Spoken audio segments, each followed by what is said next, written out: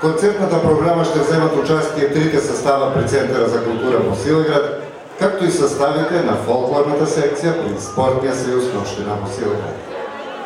Те са не само изпълнители, а всъщност са пазители на наследството. Те са доказателство, че фолклорът босилеградско не е само спомен от миналото, а представлява жива и развиваща се традиция.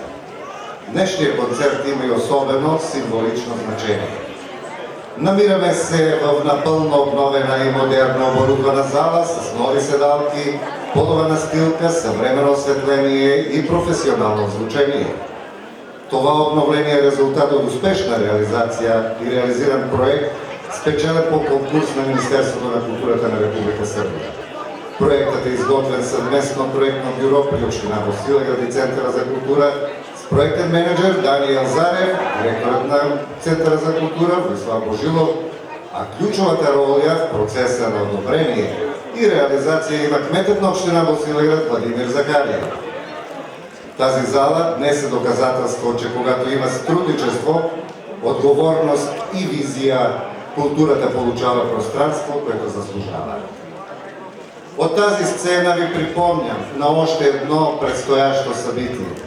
Именно по повод празника Богоявление, организаторите в лицето на община Босилеград канят жителите и гостите на Босилеград в понеделник на 19 януари да се съберем на река Драговищица. Този път централния мост и улиците от двете страни на реката, където след дълги години отново ще се проведе традиционното баняне на кръста, когато свещеникът кръстът ще хвърли от моста студените води на река Драговищица. Тук ще бъде подготвено и безопасно плуване за кръста, където младежи ще се надпреварват кой първи ще хване кръста за здраве, сила и благополучие. Също така за първ път по повод празниците в Босилеград ще бъде организирано и мъжкото хоро. Смели мъже и младежи, облечени в традиционално ново ушити кошули, ще влезнат в ледените води на реката. Ще се хванат за раменете и под звуците на музиката ще изиграят мъжкото хоро, древна традиция, символ за здраве, берекет и мъжество. Традиция, която тази година ще заживее в Босилеград. Каним всички в понеделник на 19 януари да стане част от този празничен и вълнуващ ден. А сега за кратко, дами и господа, давам думата на кмета на община Босилеград Владимир Захариев и директора на Центъра за култура. Вечерас се не окупимо само због традиционално годишње концерта, веќе због едnog важnog trenutka за нашу установу, нашу општину и све луѓе кои културу доживљају како простор заедништва, трајања и идентитета. Овом свечаноšću званично отварamo обновljenu велику салу, простор кој е деценијама био место сусрета, стваралаштва, радости и понуса, а кој е сада добио нови изглед, нову енергiju и нове услове достојне публики и извоđачи. Реконструкција ове сале не е само технички посол, она е било улагање у културу као јавну вредност и у будучност локална заедница. Проектот е реализован с подршка Министерства култура Република Србија, кој е издвоило 10 милиона динара за реконструкцiju сале и 2 милиона динара за набавку ново озвучение и сценски разред. Затоа посебно искрено захвалност упучувам Министерство култура Република Србија и министр господин Николи Селаковичу, кои су препознали значај овog проекта у склопу конкурса Градови у фокусу, као и нашим представницима власти кои су помогли да се проектот реновирање сале постави у фокус надлежност. Захвалjujem opštini Bosilegrad i predsjednik opštine gospodinu Vladimiru Zakarevu koji su sopstvenim učešćem podržali realizaciju ovog projekta i još jednom pokazali da kultura zauzima važno mjesto u razvoju naše zajednice. Zahvaljujem se i Nacionalnom savjetu i predsjedniku Nacionalnog savjeta Stefanu Stojkovu koji kontinuirano pomažu našu ustanovu u skladu sa svojim mogućnostima i nastojanju da se razvija kultura i njegove tradicije. Posebnu zahvalnost upućujem projekt menadžeru Danielu Zarevu koji se izuzetno zalagao da radovi budu završeni kvalitetno, odgovorni u roku uz stalnu brigu o svakom detalju. Da se prenosi, neguje i razvija.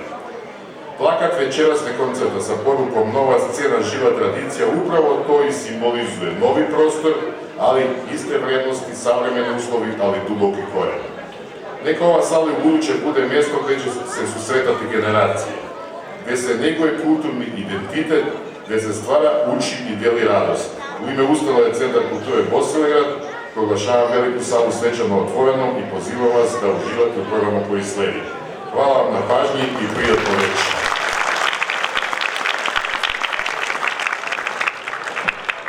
Ono novo pa se ne sviva.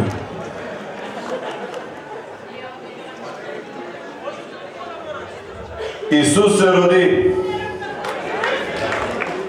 Честити празници на всички вас. Аз съм много развълнуван,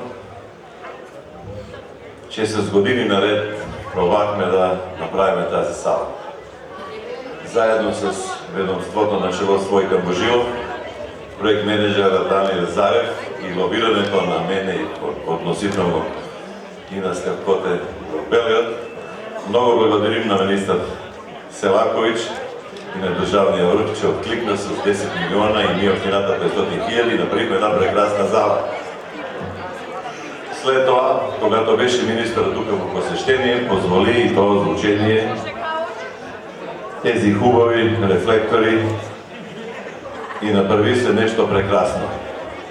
С нощи им пратих снимките и казаха, че за до година сигурно ще отпуснат и за сцената пари, понеже сме били много бързи и много яки в реализацията на проекта. Много благодарим на сътрудничеството, относително на фирмата GML от Крушевец, която направи тавана и тисона и седалките, и фирма Матрикс от Горни Милановец, който направи другото. Искам да ги похвалим, че те дадоха и донация. Всички каблове на осветлението GML ги е поклонил, а първата фирма, която направила седалките, купила 66 000 две фигурки пред почтата. Много е важно, че всички, които печалят пари в Босилеград, трябва да остават и някаква донация. Това е дружествено отговорно, как казват братята са. Сигурен съм, че тази вечер дечицата от двата поклонни състава ще направят всичко възможно, за да ви увеселят и за да се запомни исторически този ден. След 70-нека година, когато е правена залата, това е историческа крачка за напред и за много по-голямо удобно за всеки един от вас. Ползвам момента да ви поканим в понеделник, ползвам момента да напишеме нова история, ползвам момента да всички, които се страхуват от студенината, не се страхуват. Ще ви превеждам. И на мене ми е студено, но айде да направим нещо, кои са нашите предци. 30-те, 20-те години правили по Тръвения мост тук в Босилеград, хвърляли кръста, влизали в реката. Общината е обезпечила чрез донор Ненад Якимов, купили е материала за ризите, жените в Ковас и са ги съшили и кроили, а Любен Шивачо, нашия познат, е направил всички обшивки и всички везове. Елате, вземете риза, айде да влезнеме, айде да напишем една нова история. В понеделник, 10 часа, когато мине от черквата Литията. Милове, че заличката е пълна, препълна.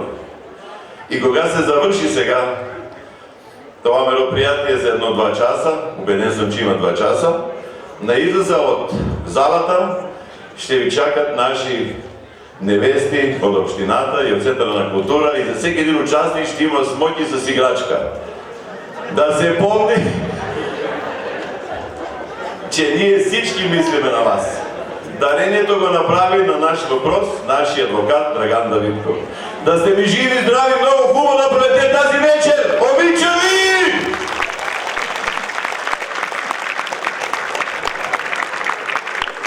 Уважаеми гости, нека тази вечер бъде празник на душата ви.